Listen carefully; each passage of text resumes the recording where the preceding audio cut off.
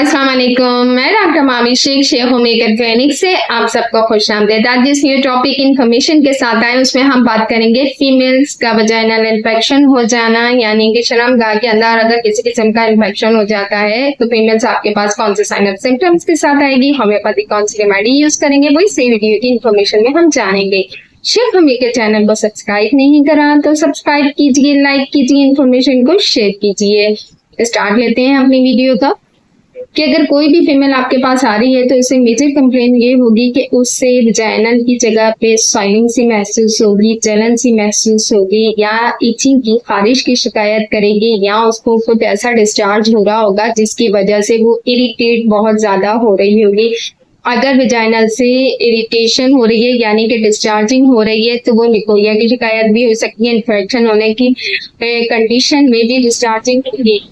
Discharge जो होगा उसमें लुब्रिकेंट जो भी डिस्चार्जिंग होगी वो वाइटिश भी हो सकती है, मिल्किश भी हो सकती है, ट्रांसपेरेंट भी हो सकती है, येलोइश भी हो सकती है, क्रीमिश भी हो सकती है और स्मेली भी हो सकती है। डिपेंड ऑन द कंडीशन के फीमेल मैरिड है, अनमैरिड है, एज क्या है, कॉन्स्टिट्यूशन क्या है, सिम्टम्स आ रहे हैं, डिलीवरी केस तो नहीं है, प्रेगनेंसी तो नहीं है, इन बातों को भी मद्देनजर रखना है। हम फिर वो जहाँ पे रहती हैं तो ये चीज उनसे पूछनी है कि वो हाइजीन का कितना ख्याल रखती हैं, हाइजीनिक रहती हैं या नहीं रहती हैं, कोई ऐसे जर्म्स तो नहीं होते, या पीरियड डेज के अंदर कोई पैड का ऐसा यूज नहीं करती जिसकी वजह से ऐसा इफेक्ट होता है उनको, या जर्म्स लगने की वजह से भी ईस्ट का बहुत ज्यादा हो जाना, या फंगस का लग जाना, या कॉन्स्टिपेशन का इश्यू हो जाना।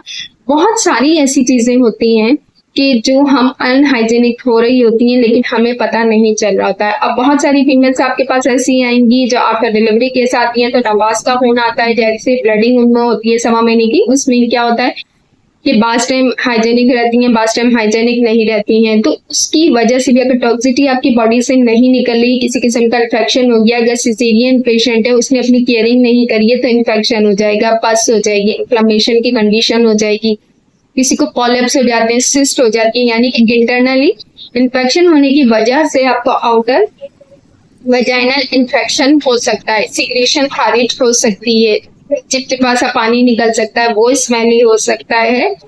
ये डिफरेंट टाइप से अलग अलग कंडीशन है। क्योंकि हम बात कर रहे हैं यहाँ पे वजाइनल इन्फेक्शन की तो इसमें कोई भी कंडीशन हो सकती है। अगर डीएनसी हुई हुई है, उसकी क्लीनिंग ज्यादा सही तरीके से नहीं हुई हुई है तो भी प्रॉब्लम होगी। अगर पीरियड्स आ रहे हैं और उसमें भी आप पैड सही यूज नहीं कर रहे हैं, ख्याल नहीं रख रहे हैं, तो भी ये प्रॉब्लम्स हो सकती हैं। इसमें हमने पेशेंट को यही बात करनी है कि उसकी सारी केस टेकिंग बहुत अच्छे से करनी है, उससे सारी इंफॉर्मेशन लेनी है, फिर उसके बाद उसको एज ए सिम्टोमेटिक मेडिसिन हम यूज करवाएंगे कि पेशेंट की तमाम केस हिस्ट्री लेने के बाद हम उसे डिपर्सल हाइपोटेंसी में यूज कर सकते हैं, करिया सूट यूज कर सकते हैं, एलोमिना यूज कर सकते हैं, नक्स वोमिका यूज कर सकते हैं, इसमें हम सीपिया का इस्तेमाल कर सकते हैं, हम पल्सटीला यूज कर सकते हैं। हम अब डिपेंड ऑन द कंडीशन कि पेशेंट की नौइयत क्या है, एपिस मिलिफिका भी हम यूज कर सकते हैं। लेकिन जैसे पेशेंट हमारे पास होगी, क्योंकि कोई भी पेशेंट सेम कंडीशन की नहीं आएगी, सब पेशेंट अलग अलग नौइयत की होंगी, अलग अलग सिम्टम्स होंगे, अलग अलग कॉन्स्टिट्यूशन होगा, इम्यून सिस्टम डिफरेंट होगा,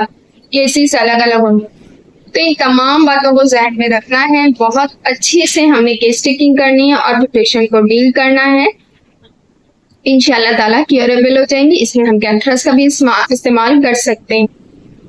इंशाल्लाह ताला next topic, next video, next information के साथ हम मुलाकात करेंगे। इजाजत चाहूंगी doctor Mavi Sheikh homemaker clinic. अल्लाह।